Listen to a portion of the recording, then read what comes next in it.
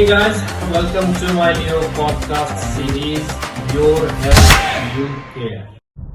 हे guys, good morning. कैसे हो आप लोग? आज शुक्रवार का दिन है और ब्राइट सनी डे अगेन, बढ़िया दिन है। किस टॉपिक पर बात करूं, जब से यही सोच रहा था मैं। फिर मैंने कहा कोविड पे बात करें, तो मैंने कहा चलो अभी होने देते हैं, कुछ और नया ताज़ा इसमें, या ना हो तो नहीं बात करूंगा, कुछ उसमें अपडेट्स होती है तो बात करूंगा। फिर एक सिंपल सी टॉपिक आ जाए। ये भी मैं, जैसा मैंने कहा कि मैं आपके सामने वही चीजें लाता हूं जो एक्सट्रीमली कॉमन होती है, आप सबको टच करती है। जैसे कि आप जब अपने जोड़ों को मोड़ते हो या फ्लेक्स करते हो तो एक आवाज आती है, पॉप साउंड आती है।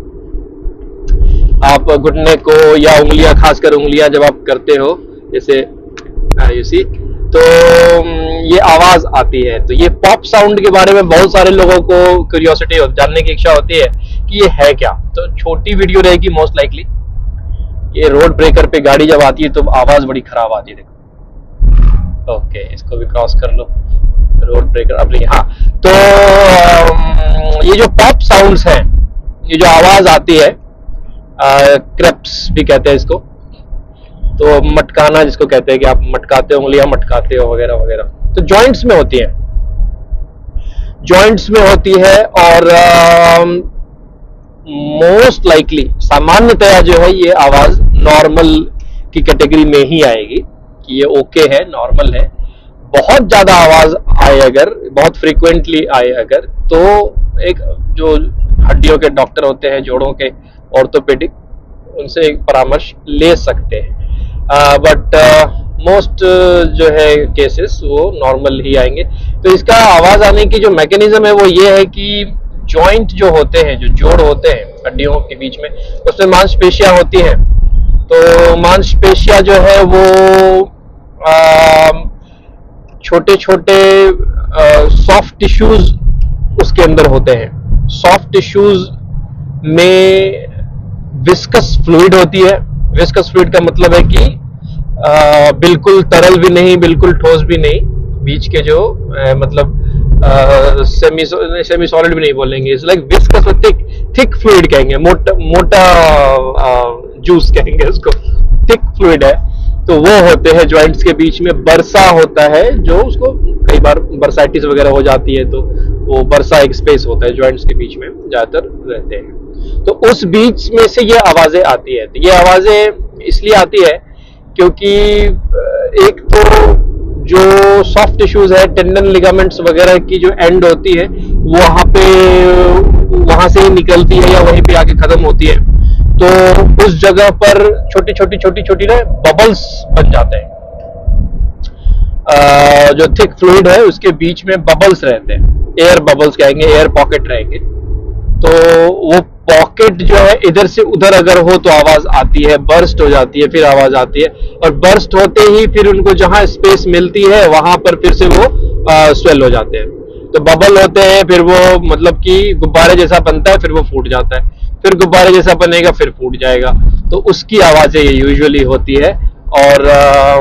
और वो इसलिए रहती है, हमेशा रहती है, क्योंकि जैसा मैंने कहा कि शरीर के अंदर जितनी भी हमारी चीजें हैं, वो एक अपना एक घर बना करके रहते हैं। तो उनकी एक कैविटी होती है, जैसे कि जॉइंट की कैविटी होती है, जॉइंट का कैप्सूल होता है, जॉइंट के स्पेस होते हैं, आर्टिकुलर स्पेस होते हैं। वो एक छोटा सा पाउच के जैसा कह सकते हो आपकी, वो एक उनकी एक लिमिटेड स्पेस होती है, उसमें होते हैं। तो उसमें का प्रेशर जो है वो मेंटेन रहता है ताकि कोलैप्स ना हो जाए। तो वो प्रेशर की वजह से जरा सी भी चेंज हो तो बबल्स जो हैं वो बर्स्ट हो जाएंगे, फिर वो फूल जाएंगे। तो वो उसको मेंटेन भी करना होता है। तो और उससे जो आवाज आती है वो आप उसको पॉप साउंड कहते हैं।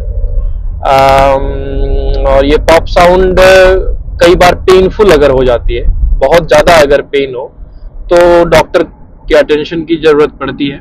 अदरवाइज तो यू कैन लेट गो, ये ऐसी कोई समस्या नहीं होती है ये। अब किस केस में है कि ये ज्यादा टेंडेंसी रहती है आपका ये आवाज आने की? ऑब्वियस सी बात है, हमारा शरीर जो है वो 60%, मोर देन 60% वाटर है, करेक्ट? हमारा बॉडी वेट जो है, बॉडी वेट का 60% अराउंड इज लिक्विड, वाटर है, क्योंकि बॉडी इसेंशियली वाटर, मतलब जो हमारा मीडिया है, मीडियम है हमारी बॉडी का, वो वाटर ही है, लिक्विड ही है। तो अब लिक्विड के बीच में एयर ट्रैप है, तो वो एयर बबल बनाते हैं। जो म्यूकस होते हैं, आप देखोगे जैसे कपड़े धोते हुए जो आपके झाग निकलते हैं ना, वो झाग क्या होते हैं? झाग इज एयर पॉकेट। वो झाग जो बलून होते हैं उसके अंदर हवा भरी होती है और सरफेस टेंशन चारों तरफ से ऐसा रहता है कि वो लिक्विड का, कि वो एक बबल का फॉर्म लेती है, बिकॉज की वो वाटरी होती है, थोड़ी सी अगर जूसी और क्या बोलेंगे उसको, ल्यूसिड हो या उसको लुब्रिकेटेड हो, तो फिसलनदार अगर फिसलनदार होगी तो उसमें हवा अपनी पाउच पैकेट बना लेते हैं। क्योंकि हमारे शरीर में ज्यादातर पानी है और पानी के बीच में जो है हमारा जो सेल्स है उसमें डिजॉल्व्ड एलिमेंट्स हैं, hydrogen, oxygen, nitrogen, calcium, sodium, potassium, ये सारे जो ऑर्गेनिक मॉलिक्यूल्स हैं, ऑर्गेनिक एलिमेंट्स हैं, ये सभी एक डिजॉल्व फॉर्म में होते हैं, कभी गैस फॉर्म में हो जाते हैं वगैरह वगैरह।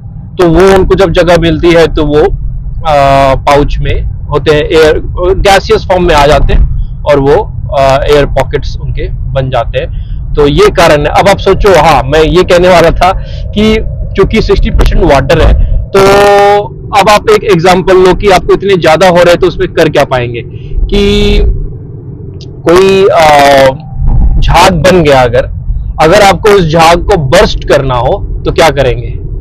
बर्स्ट करने के लिए या तो फिजिकली उसको टच करेंगे तो वो बर्स्ट हो जाता है, या पानी को स्प्रे कर देंगे, स्प्रिंकल कर देंगे तो वो बर्स्ट हो जाएगा। तो अगर पानी की मात्रा कम हो शरीर में तो क्या होगा? बबल्स ज्यादा रहेंगे। तो कहने का मेरा लास्ट का 2-3 मिनट में जो मैं आपको जलेबी की तरह उलझा रहा था, वो कहने का ये मतलब था कि डिहाइड्रेशन से ये पॉकेट्स बनने की संभावना ज्यादा हो जाती है। तो इसलिए पानी पियो। पानी अगर आप, मैं मेरी वीडियोस में आपको पानी मिलेगा ही, तो पानी अगर आप पियोगे तो ये बबल जो है आपके उतने ज्यादा फॉर्म नहीं होंगे। जो लिक्विडिटी और फ्लूइड एनवायरनमेंट है जिसमें हमारा शरीर सरवाइव करता है, थ्राइव करता है, वो मेंटेन होगा, तो एयर पॉकेट्स कम होंगे। इसलिए कई बार देखो आप, कमर में दर्द होते हैं, कमर में दर्द जो होते हैं कई कारणों से होते हैं, उसमें एक कारण ये बबल्स भी है। तो अब ये एयर पॉकेट्स अगर ट्रैप हो गए तो क्या करेंगे? अब छोटे स्पेस में अगर बहुत ज्यादा बबल हो तो ये थोड़े से ताकतवर भी हो जाते हैं, उनके निकलने का रास्ता जब नहीं होता है तो वो एक खुद ही एक प्रेशर जनरेट कर सकते हैं। और एक बार जब वो प्रेशर जनरेट करेंगे तो नेबरिंग जो चीजें हैं, आसपास की चीजें जैसे कि नसें हैं, नसों से ही हमें दर्द की अनुभूति आदान प्रदान होती है दिमाग और शरीर से।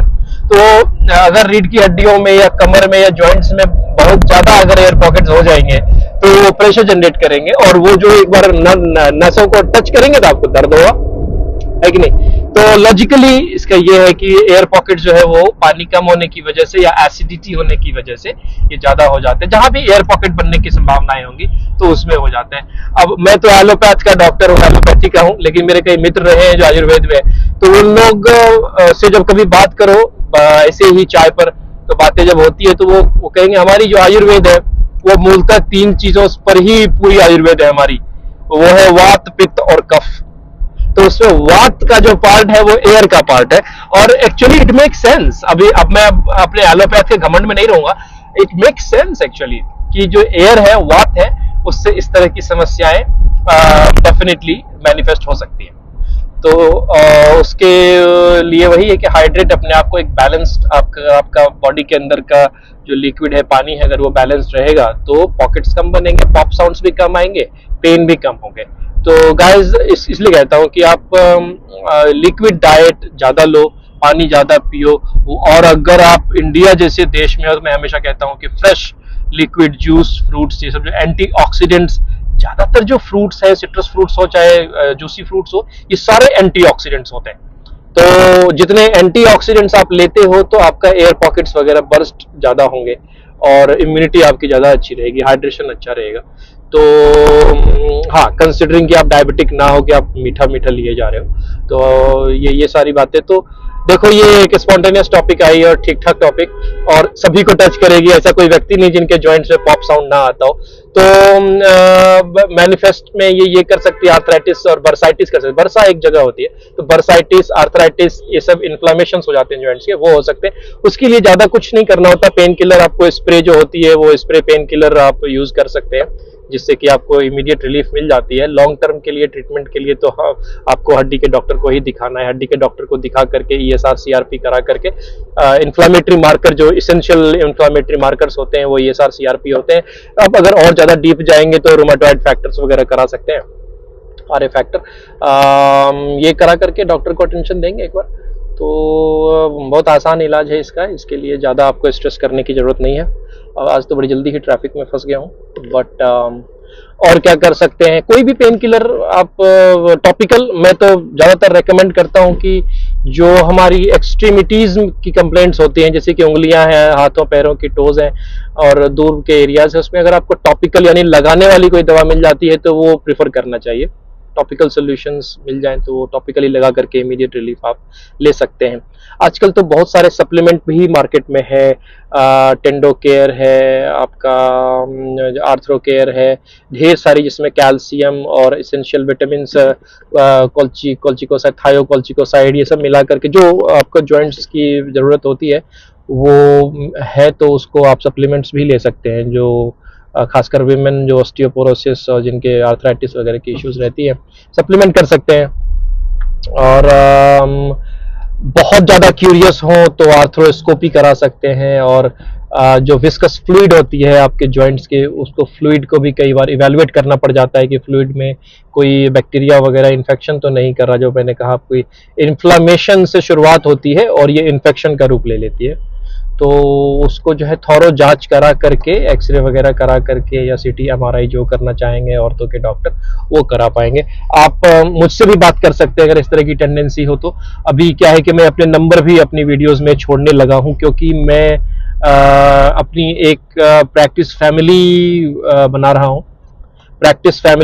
हूं, और उसमें मैं मात्र 3000 से 5000 लोगों को ही मेंबरशिप देता हूं, और उस 3 से 5000 मेंबर्स की लाइफ टाइम की मेंबरशिप रहेगी, और उसमें बहुत सारे बेनिफिट्स मिलेंगे अकॉर्डिंग टू द प्लान। यहाँ तक कि होम विजिट, और मोस्टली जो टेलीमेडिसिन है, आप मुझे 24/7 अराउंड द क्लॉक कभी भी फ़ोन कर सकते हैं, तो मैं आपकी कंसल्ट कर सकता हूँ वगैरह वगैरह। तो इसलिए अपने नंबर भी छोड़ रहा हूँ, इंटरेस्टेड होंगे तो आप व्हाट्सएप करेंगे, फ़ोन यूजुअली नहीं ले पाता हूँ, व्हाट्सएप करेंगे तो इसके बारे में बात हो पाएगी। तो गाइज और तो कुछ नया नहीं है। कोविड, लेट्स प्रे कि कोविड आए नहीं इतनी ज्यादा तरीके से, क्योंकि अब ऑन द लाइटर नोट ये कह रहा हूँ, अब ट्रैफिक में हूँ तो बातें कंटिन्यू करते कि जब मैं कल मौका मिला तो इंटरनेट पर था, तो मैं WHO की साइट पे गया। WHO की साइट पे मैंने इंडिया की जो पेज है, इंडिया की पेज पर गया, जो कोविड के डैशबोर्ड है वो इंडिया के पेज पे गया, कुछ भी अपडेट नहीं है उसमें। जो लास्ट अपडेट है वो मार्च के महीने की है। तो अगर WHO को ही अगर कोविड इतनी अटेंशन नहीं दे पा रहा है, तो फिर तो पता ही नहीं जो बातें हैं मीडिया में, जो इतनी बातें आ रही हैं वो उसमें क्या करेंगे। बट एनी हाउ, उसमें जब एक बार सच में अलर्ट्स वगैरह जारी होते हैं और WHO जैसी साइट अगर अपडेट हो जाती है, तो फिर उसके बारे में बात करेंगे कौन कौन से वेरिएंट चल रहे हैं। नहीं होगा तो कल मैं या आने वाले टाइम में इस पर ही बातें करूंगा, और इम्पोर्टेंट हो जाएगी अगर वो केसेस अगर पाए जा रहे हैं। हमारे अस्पताल में भी कुछ केसेस पाए गए हैं एक्चुअली, नए नए जो वेरिएंट्स हैं वो आ रहे हैं, बट लोग बाग तो यही बता रहे हैं कि अभी तक ये बहुत खतरनाक रूप में नहीं है, तो पैनिक करने की जरूरत नहीं है। Alright guys, take care, have a great rest of the day. And जो मेरे लकी लिस्टर है, व्यूअर है, जो मंडे टू फ्राइडे ही काम करते हैं, जाओ यार पार्टी करो, आपकी तो आज फ्राइडे हो गई। अब हमें तो आज और कल भी काम करना पड़ेगा। Alright guys, take care.